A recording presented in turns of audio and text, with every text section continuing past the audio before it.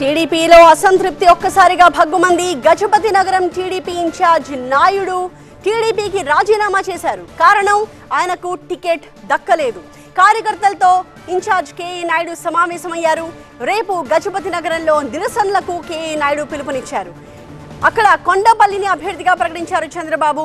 దీంతో భవిష్యత్ కార్యాచరణను కార్యకర్తలతో డిస్కస్ చేసి ప్రకటిస్తానని చెప్తున్నారు కేఏ నాయుడు.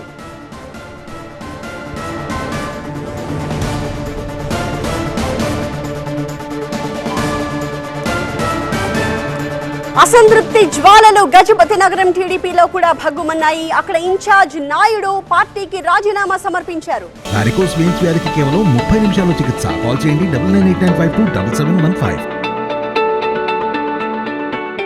కారణం గజపతి నగరం టీడీపీ ఇన్ఛార్జ్ కి టికెట్ దక్కకపోవడమే. దీంతో ఇన్ఛార్జ్ గా ఉన్న కేఏ నాయుడు తన కార్యకర్తలందరితో కూడా సమావేశమయ్యారు. రేపు గజపతి నగరంలో నిరసనలకు ఆయన పిలుపునిస్తున్నారు. కార్యకర్తలంతా కూడా ఈ నిరసనలో పాల్గొనాలని ఆయన క్యాడర్ కి పిలుపునిస్తూ ఉన్నారు. గజపతి నగరంలో టీడీపీ అభ్యర్థిగా కొండపల్లిని ప్రకటించారు చంద్రబాబు. దీంతో కేఏ నాయుడు పార్టీకి రాజీనామా సమర్పించారు. తన భవిష్యత్ కార్యాచరణను కార్యకర్తలతో మాట్లాడి తాను ప్రకటిస్తానని చెప్తున్నారు. మరింత సమాచారం మా ప్రతినిధి కోటేశ్వరరావు అందిస్తారు. కోటేశ్వరరావు, కేఏ నాయుడు పార్టీకి రాజీనామా సమర్పించారంటున్నారు.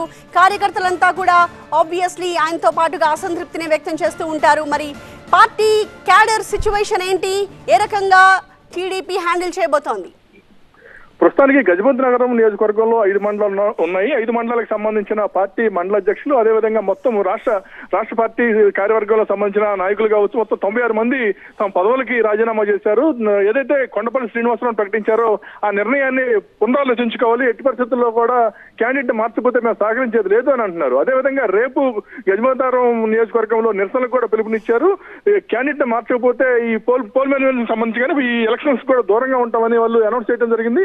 మొత్తం కూడా ప్రస్తుతానికి వచ్చేపటి క్రితం కార్యకర్తలతో కేఏ నాయుడు సమావేశమయ్యాడు. 2006 నుండి కూడా పార్టీకి విధేయంగా ఉన్నాను, అసలు నన్ను తప్పించగల రీజన్ ఏంటి, నేనే తప్పు చేస్తే తప్పించారో నాకు చెప్పాలి కదా, కనీసం చెప్పకుండా మార్చారు.